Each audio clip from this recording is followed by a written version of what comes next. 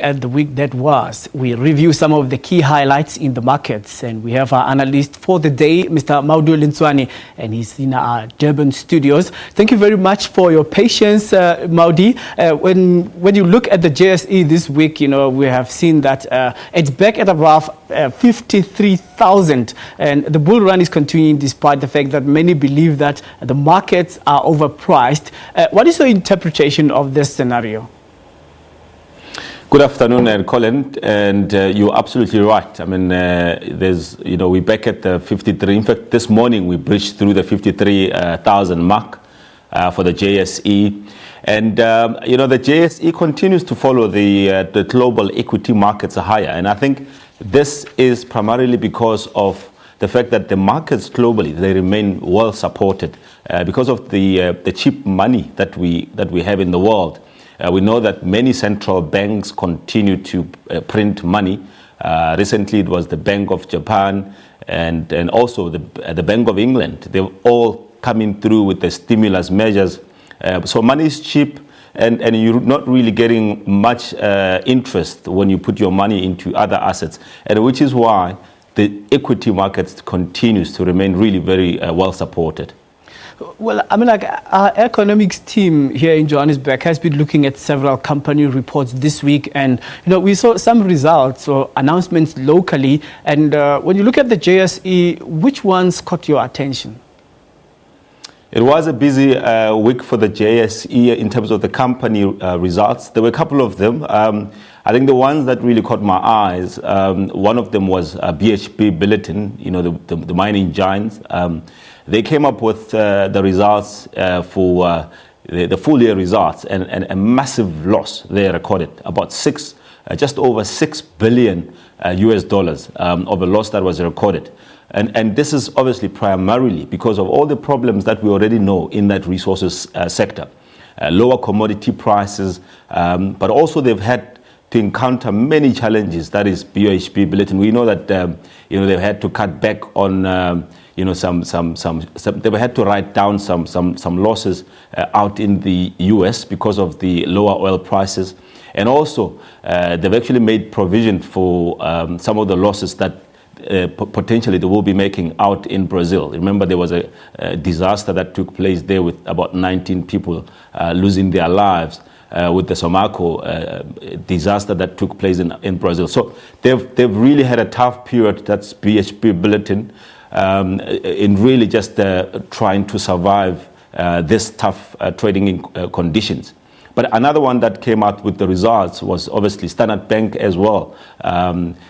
The company delivered good sets of numbers yesterday, and I think not surprising that the share price was up over 7%, around 7%. I'm seeing a little bit of weakness today, perhaps just some profit taking there because it's really run too hard. So the company really benefiting from the fact that we've got higher interest rates in South Africa, and also the fact that they've managed to really manage their business very well. So those were some of the counters that came up with the results. But otherwise, it was a very good week, fairly good week, even though we've seen some weakness today.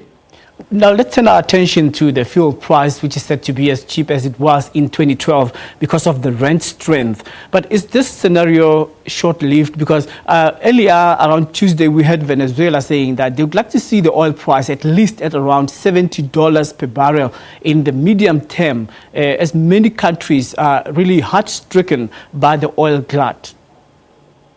That has been a much welcome respite, particularly, the petrol price drop. We know that last month we had a very significant drop in the petrol price, partly because the rand recovered, and also partly because the oil price was at the low levels.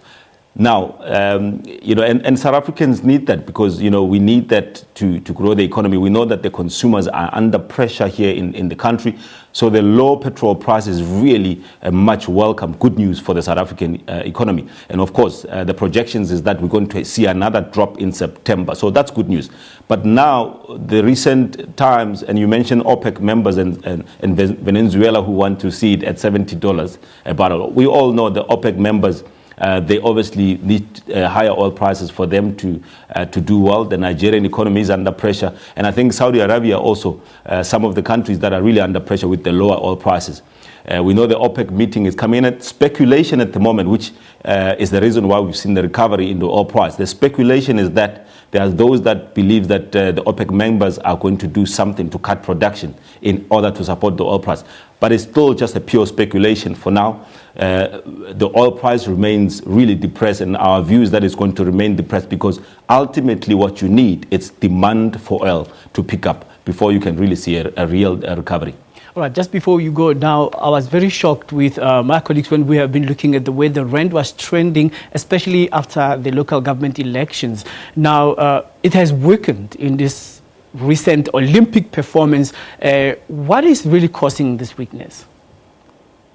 The current weakness that we've seen on the rand, the rand, I must say, it's gone from being the worst performing currency from the beginning of the year to being one of the best performing currencies. And of course, you're never going to really go down or strengthen on a straight line. We're never going to see just an appreciation and no depreciation in between. And also, because there has been some news out of the US, some few Fed officials coming out with some hawkish statements that they still see an increase in September. We disagree with them. And I think why we disagree with them is that if you look at the minutes that came out during the week, also shows that they're still divided in terms of whether the hiking in September is justified. But also we disagree with them because if you look at, while the US economy it really has shown some signs of recovery, I think it's going to be premature for them to begin to aggressively hike in September. So I think the rand will continue to be well supported